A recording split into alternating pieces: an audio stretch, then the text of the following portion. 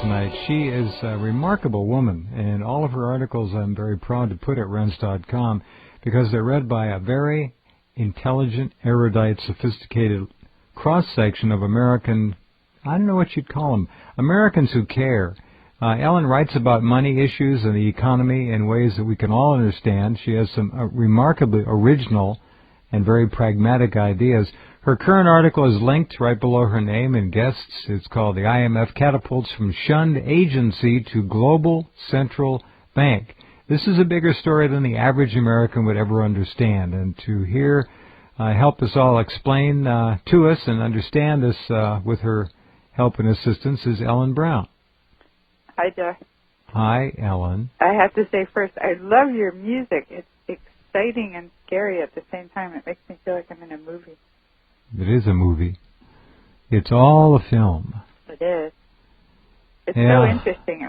All this stuff is so interesting. You just kind of want to say... There are like 10 things I always want to write on it. Yeah, you kind of want to say, cut once in a while, but it keeps on rolling. It just goes and goes and goes. The IMF, if you were to go up and play that dumb America interview man on the street, woman on the street game, and ask 100 people, what is the IMF? I'll bet not more than one, maybe two, would be able to give you not just what it is, but what it does. Mm-hmm. They might not have heard of it, really. No, I'll bet. Maybe one. That's it. They heard I heard those initials somewhere, didn't I? Mm-hmm. That's or don't they give foreign loans or something like that? Yeah, foreign that's aid. it. But that would be an informed response. Most people would go, oh, don't know. Don't never heard of it. All right, so what happened and what is happening? I don't know if you heard Joan Vion the first hour tonight, but Joan gave us a little taste of what the G20 did and didn't do in their one-day meeting. And it was very interesting. I guess Geithner just basically laid out what's going to happen. And it's all quite remarkable when you think about the planning that's gone into all this. It didn't just happen. It's been on the books for a long time. But what happened to tell us what the IMF is. And this is a very sophisticated audience, and what happened? This is obviously part of the globalism move. Mm-hmm. Well, a year ago or so, the IMF was, some people were saying it was obsolete, and they were criticizing it for every place it goes, it seems to do more harm than good because it would make loans for things that these third world countries didn't really need, and then they would be on the hook for them. And then and what would they take? Interest rates. What would they take as collateral? They take the natural resources and assets of these third world countries, if they even had any.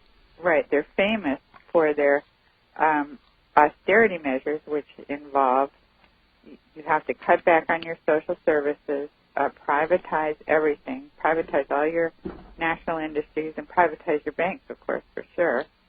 And like you say, sell off the resources. Well, and let your currency float, which means that it would become heavily devalued, and then that would allow speculators and foreigners to come in and buy up everything for pennies on the dollar. And that's what they always do, and that's exactly what they plan to do with us, and that's what they just revealed. I mean, they're making this argument that because we're $60 trillion in debt and we can't possibly pay that off unless the dollar is devalued, which, I mean, if you think about it, that makes no sense.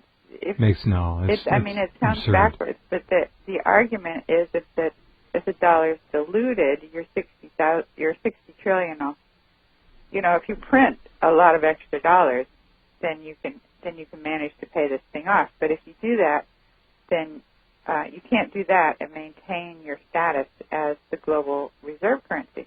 No. So what they need is a substitute global reserve currency. Some people were thinking it might be gold, but now it's clear that they're planning on SDRs, which are special drawing rights issued by the IMF. It's something that they started issuing back in 1969 when they were trying to avoid going off the gold standard, so they were trying to supplement the gold standard.